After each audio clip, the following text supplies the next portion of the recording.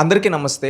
మనం లాస్ట్ ఒక 5-10 ఇయర్స్‌గా చూస్తూ ఉంటే ఆంధ్రప్రదేశ్ ఆఫ్టర్ బైఫర్కేషన్ ఆంధ్రప్రదేశ్ క్యాపిటల్‌కి సంబంధించి ఒక్కొక్క పొలిటికల్ పార్టీ ఒక్కొక్క విధంగా మాట్లాడుతూ ఉంది. దీంట్లో మనం చూసుకుంటే ఎవరు ఎలా మాటలు మార్చారు అనేది మనం ఒకసారి చూడాలి. ఎవరు స్టెబిలిటీగా ఉన్నారు, ఎవరు ఇన్‌స్టెబిలిటీగా ఉన్నారు చూసినట్లయితే ఆఫ్టర్ బైఫర్కేషన్ 2014 ఉమ్మడి రాజధానిగా హైదరాబాద్‌ని ఇచ్చారు. కానీ చంద్రబాబు నాయుడు గారు అప్పుడు ముఖ్యమంత్రిగా ఉన్నప్పుడు ఆయన అసెంబ్లీలో డిస్కషన్ పెట్టారు. డిస్కషన్ పెట్టినప్పుడు క్యాపిటల్ ఎక్కడ పెట్టాలని అసెంబ్లీలో ఎందుకు డిస్కషన్ పెట్టారంటే ఆంధ్రప్రదేశ్ నలుమూలల నుంచి దాదాపుగా 175 మంది ఎమ్మెల్యేలు వచ్చారు. వాళ్ళందరూ ఒపీనియన్ మనం తీసుకోవాలి అని చెప్పి ఒక డిస్కషన్ పెడితే ఆ డిస్కషన్ జరిగే సందర్భంలో ఒక్కొక్కరు ఒక్కొక్క ఒపీనియన్ చెబుతూ అందరూ ఒక ఏకాభిప్రాయానికి రావడం జరిగింది. అదే ఏంటంటే విజయవాడ గుంటూరు మధ్యలో ఒక క్యాపిటల్ పెట్టండి అని చెప్పి చెప్పడం జరిగింది.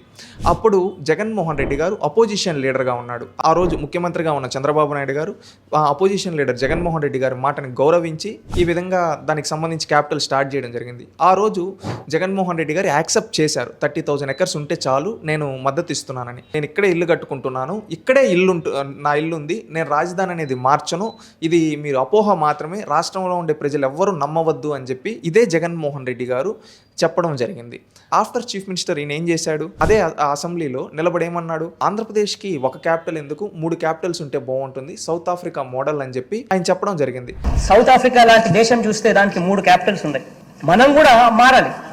బహుశా ఇక్కడ లెజిస్లేచర్ క్యాపిటల్ పెట్టచ్చు, ఇక్కడే అసెంబ్లీ పెట్టచ్చు, విశాఖపట్నంలో ఎగ్జిక్యూటివ్ క్యాపిటల్ పెట్టచ్చు, యంత్రాంగం అంతా అక్కడ నుంచి పనిచేయడం మొదలు పెట్టచ్చు, కర్నూలులో హైకోర్టు పెట్టచ్చు. బహుశా ఆంధ్ర రాష్ట్రానికి బహుశా 3 క్యాపిటల్ వస్తాయేమో. ఆయన సౌత్ ఆఫ్రికా మోడల్ అని చెప్పి ఏమని చెప్పారు, ఇక్కడ లెజిస్లేటివ్ క్యాపిటల్ ఉంటే జుడిషియల్ క్యాపిటల్ ఒకటి ఉంటుంది, ఎగ్జిక్యూటివ్ క్యాపిటల్, 3 క్యాపిటల్స్ అనేది ఉంటాయి ఆంధ్రప్రదేశ్కి, ఏమి తప్పేముంది అన్నట్టు చెప్పాడు. మళ్ళీ కొన్ని రోజులు అయిన తర్వాత ఐ థింక్ 2022-23 వచ్చే టైంకి ఏమన్నారు, 3 రాజధానులు నేను చెప్పలేను కానీ విశాఖ అయితే క్యాపిటల్గా ఉంటుంది, నేను ఇక్కడే ఉంటాను, సెప్టెంబర్ నుంచి నీ బిడ్డ కాపురం కూడా విశాఖపట్నంలోనే పెడతాడు అని చెప్పి సందర్భంగా తెలియజేస్తా ఉన్నాను. ఒక్కసారి గమనించమని అడుగుతా ఉన్నా. నా ప్రమాణ స్వీకారం కూడా మళ్ళీ గెలిచిన తర్వాత విశాఖే ఉంటుంది అన్నట్టుగా ఈ విధంగా ఒక మాటలు అనేది చెప్పాడు. ఆ తర్వాత ఎలక్షన్కి వెళ్ళడం జరిగింది. ప్రజలందరూ జగన్మోహన్ రెడ్డి గారిని, ఆయన 151 సీట్స్ ఉన్న జగన్మోహన్ రెడ్డి గారిని 11 సీట్స్లో కూర్చోబెట్టడం జరిగింది. అంటే జగన్మోహన్ రెడ్డి గారు రూలింగ్ పట్ల ప్రజలు ఏమాత్రం ఇంట్రెస్ట్ లేదు, ఈయన వద్దు అనుకున్నారు, అందువల్ల పక్కన పెట్టారు. రీసెంట్గా ఒక లాస్ట్ 2-3 డేస్ బ్యాక్ వాళ్ళ పార్టీకి సంబంధించిన ఇన్ఛార్జ్ ఎవరైతే ఉన్నారో కోఆర్డినేటర్ సజ్జల రామకృష్ణారెడ్డి గారు మాట్లాడుతూ జగన్కి ఇల్లు ఇక్కడే ఉంది, ఇక్కడే రాజధాని ఉంటుంది, రాజధాని ఏమి మార్చరు అన్నట్టు మళ్ళీ ఇప్పుడు మాట్లాడుతూ ఉన్నారు. 19 ఎలక్షన్స్కి ముందు జగన్మోహన్ రెడ్డి గారు ఇక్కడ ఇల్లు కట్టడం అంటేనే ఇక్కడ అమరావతినే దాంతోనే వచ్చారు. ఒక లీడర్ అనే వ్యక్తికి స్టెబిలిటీ అనేది ఉండాలి. అది పొలిటికల్ స్టెబిలిటీ కావచ్చు, మైండ్ స్టెబిలిటీ కావచ్చు ఉండాలి. కానీ స్టెబిలిటీ లేకుండా ఇన్నిసార్లు ఈ పొలిటికల్ పార్టీ మాటలు మారుస్తున్నారంటే దీనివల్ల లాస్ అయ్యేది ఎవరు? ప్రజలు కాదా, యూత్ కాదా?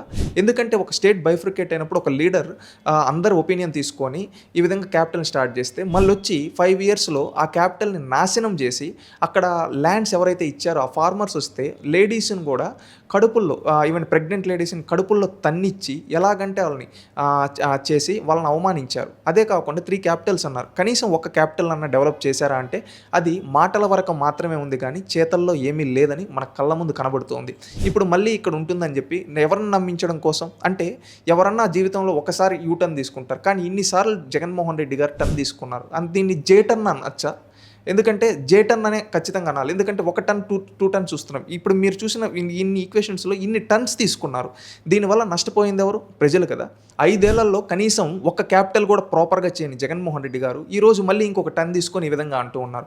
మైండ్తో థింక్ చేయటం లేదు వీళ్ళు. ఎందుకంటే ప్రతిసారి వాళ్ళ నోటికి వస్తే నాలుగుకి నరం లేదు కదా అని చెప్పి ఏది పడితే అది మాట్లాడుతూ ఉన్నారు.